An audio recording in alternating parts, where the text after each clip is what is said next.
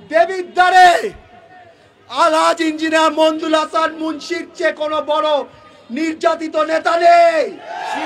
তার বিরুদ্ধে 22টা মামলা, 28টা মামলা, তাকে 22 মাস জেলে রাখা হয়েছিল। তাকে অত্র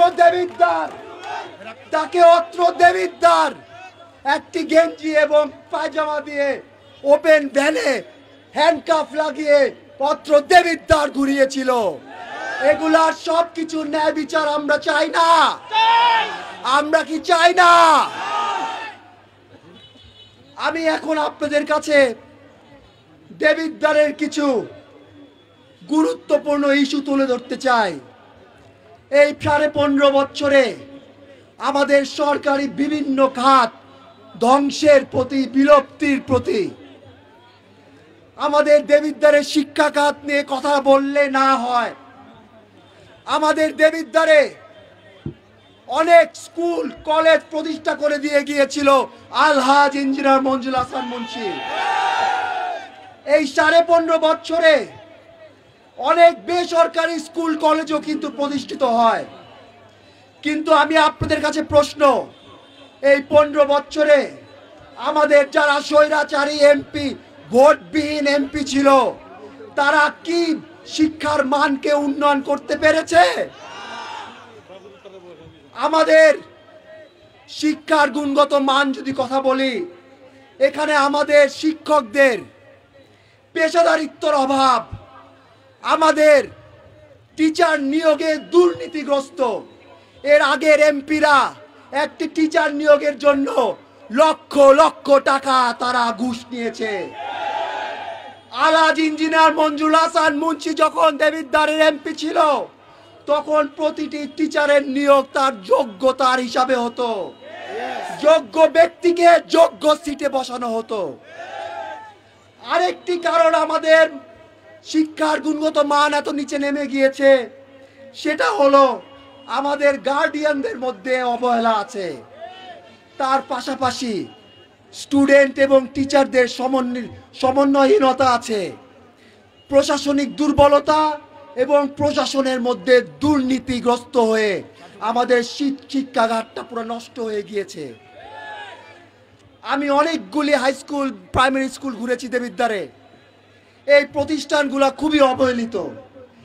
এগুলা সমাধান করতে প্রথমে আমাদেরকে শিক্ষক প্রশিক্ষণ দরকার। প্রযুক্তির মাধ্যমে শিক্ষা ব্যবস্থা করতে হবে। গার্ডিয়ানদেরকে আরো সচেতন হতে হবে।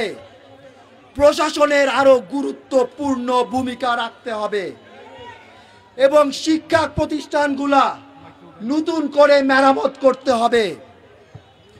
সর্বশেষে শিক্ষার গুণগত মান উন্নয়ন করতে আমাদেরকে প্রশাসন, শিক্ষক এবং গার্ডিয়ানদের মধ্যে একটি সমন্বয় করতে হবে। শিক্ষার প্রতিষ্ঠান বাড়ালে শিক্ষার মান, গুণগত মান উপরে হয় না।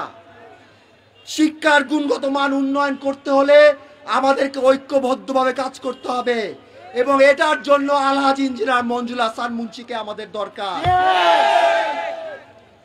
এখন আসেন স্বাস্থ্য খাত। এই অঞ্চলে আমরা দেবিদ্বার পরিচিত হই হসপিটালের শহর বলে। এটা কি সত্য নয়?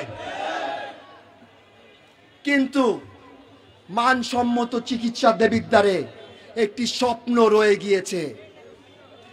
দেবিদ্বারের অবহেলিত শিক্ষা খাতের জন্য আমরা সুচিকিৎসা ঠিক মতন পাইনি।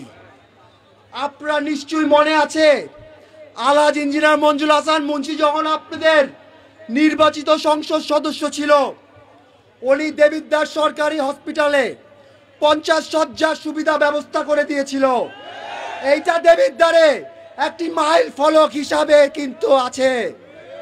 তারপরে এই বিগত 15 বছর আওয়ামী লীগের পাওয়ারফুল এমপিরা কোনো উন্নয়ন এই হসপিটালে আনেনি, কোনো নতুন মেডিকেল ইকুইপমেন্ট আনেনি।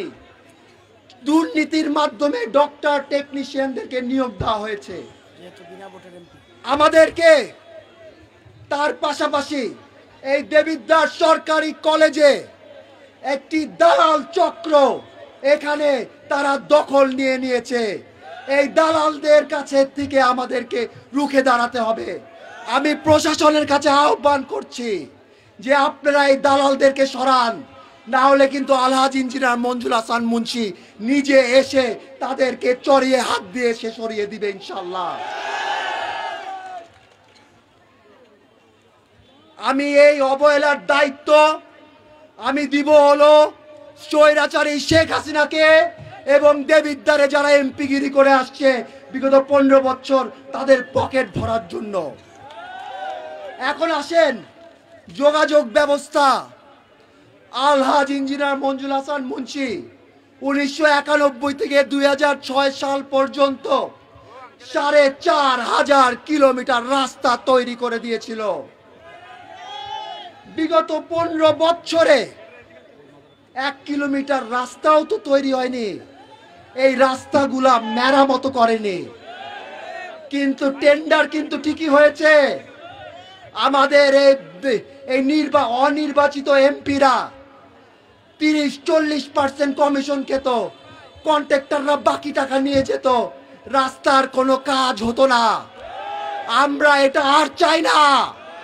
আমাদের দেবিদ্বারে যে উন্নয়নের জোয়ার ছিল, আমরা সেই জোয়ারকে আবার ফেরত আনতে চাই। এবং এটা ফেরত আনতে হলে আবার সামনের নির্বাচনে আলহাজ ইঞ্জিনিয়ার মঞ্জুর হাসান মুন্সিকে ধানের শীষ মার্কায় ভোট দিয়ে নির্বাচিত করতে হবে। দেবিদ্বারে আরেকটি বড় সংখ্যা হলো মাদক। ইষ্টগ্রাম থেকে খাদগড় পর্যন্ত এমন জায়গা নেই যেখানে মাদক সেবক নেই, মাদক ব্যবসায়ী নেই। আপনারা মনে রাখবেন, যারা মাদক সেবক তারা তাদের জীবন তো নষ্টই করে, তার পাশাপাশি তাদের পরিবারের জীবন নষ্ট হয়। পরিবারের পাশাপাশি আমাদের সমাজের জীবন নষ্ট হয়। আমাদেরকে এই মাদক সেবকদের বিরুদ্ধে এবং মাদক ব্যবসায়ীদের বিরুদ্ধে রুখে দাঁড়াতে হবে। আমাদেরকে দেবিদ্বারে অতি শীঘ্রই প্রতিষ্ঠা করতে হবে মাদক পুনর্বাসন সেন্টার, যেখানে যারা মাদক সেবক আছে তাদের সুচিকিৎসার মাধ্যমে, পুনর্বাসনের মাধ্যমে তারা সমাজে যেরকম সুন্দরভাবে আবার ফেরত আসতে পারে।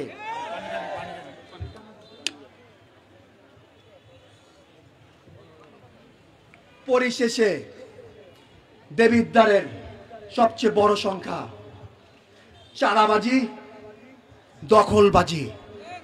এই চাঁদাবাজি, দখলবাজি কিন্তু 91 থেকে 2006 সাল পর্যন্ত কেউ সাহস পেত না, কিন্তু 2009-এর পরে স্বৈরাচারী আওয়ামী লীগ সরকারের আসার পরে দেবিদ্বার লিপ্ত হয়ে যায় এই চাঁদাবাজি এবং দখলবাজিতে। 5ই আগস্টের পর কিছু সংখ্যার মানুষ বিএনপির নাম ভাঙ্গিয়ে, মঞ্জুর হাসান মুন্সির নাম ভাঙ্গিয়ে এখনো চাঁদাবাজি দখলবাজিতে লিপ্ত।